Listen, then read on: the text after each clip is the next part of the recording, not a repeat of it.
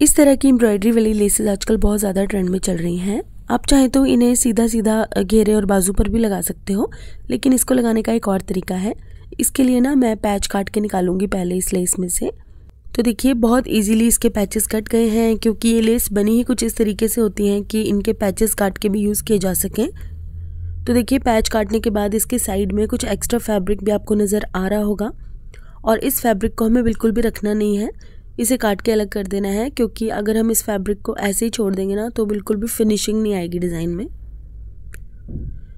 तो ये देखिए इस तरह से मैंने रफली काट लिया है फैब्रिक को किनारी से, और अब एक लाइटर की मदद से हम इसकी एजेस को बर्न करेंगे इस तरह।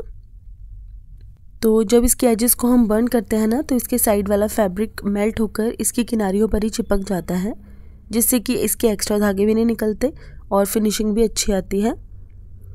ये देखिए कुछ इस तरह से मैंने इस पैच को रेडी कर लिया है। अब ये पैच आपको जहाँ पर भी अटैच करना हो ना उसके पीछे पहले फ्यूज़ पेपर चिपका लीजिए प्रेस की मदद से।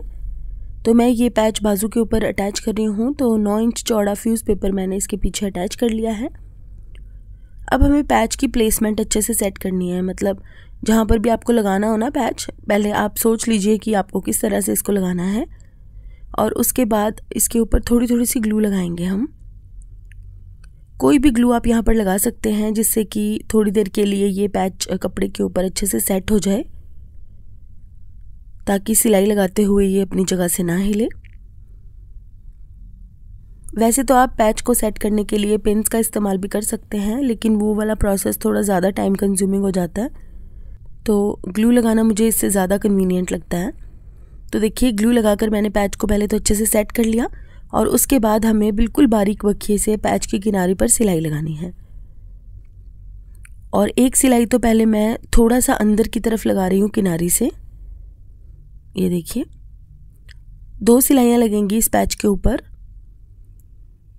एक तो जो किनारी पर एम्ब्रॉयडरी हो रखी है ना उसके बिल्कुल अंदर वाली साइड लगेगी, और दूसरी सिलाई बिल्कुल किनारी के ऊपर लगेगी। तो देखिए जैसे जैसे एम्ब्रॉयडरी की शेप आ रही है ना बिल्कुल उसके ऊपर ऊपर हमें सिलाइयाँ लगानी हैं इस तरह से।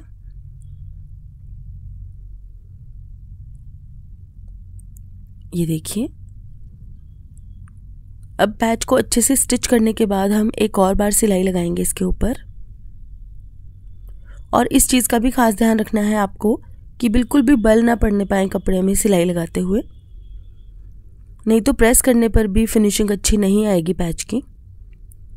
इसीलिए मैंने आपको सजेस्ट किया है कि पहले ग्लू लगाकर इसको अच्छे से कपड़े के ऊपर सेट कर लीजिएगा। तो बस आपको इसी तरीके से बिल्कुल सफाई से सिलाइयाँ लगाते जाना है, और पैच को कपड़े के ऊपर अच्छे से अटैच कर देना है।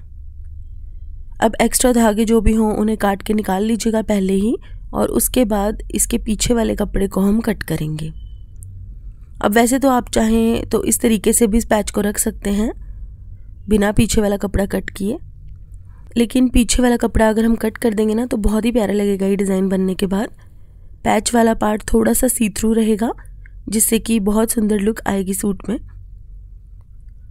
अब मैंने तो ये पैच बाजू के ऊपर अटैच किया है, आप ना कमीज़ के दामन पर जैसे दोनों कोनों पर अटैच कर सकते हो, या दुपट्टे के ऊपर भी इस तरह से पैच को अटैच कर सकते हो। और एक बार जब पैच अटैच हो जाए तो साइड वाला एक्स्ट्रा फ्यूज़ पेपर भी निकाल सकते हो। तो ये देखिए इस तरीके से मैंने पैच की कटिंग कर दी है, और आप देख सकते हैं कि फ्रंट से ये पैच कितना प्यारा लग रहा है। पैच के बीच में से एरिया जो है वो थोड़ा सा सी थ्रू है, जिससे कि बहुत प्यारी लुक आ रही है इस पैच की। तो आप मुझे कमेंट करके ज़रूर बताइएगा कि पैच लगाने का ये तरीका आपको कैसा लगा। और इसी तरह के और वीडियोस को देखने के लिए मेरे यूट्यूब चैनल नॉटी स्टिचेस को सब्सक्राइब कीजिएगा, और फेसबुक पेज को फॉलो कीजिएगा। और इसी तरह की कुछ लेसेस और पैचेस का लिंक भी मैंने इस वीडियो के साथ अटैच कर दिया है, आप चाहें तो चेक कर सकते हैं। तो गाइज़ आज के लिए बस इतना ही। Thank you so much for watching. Bye bye.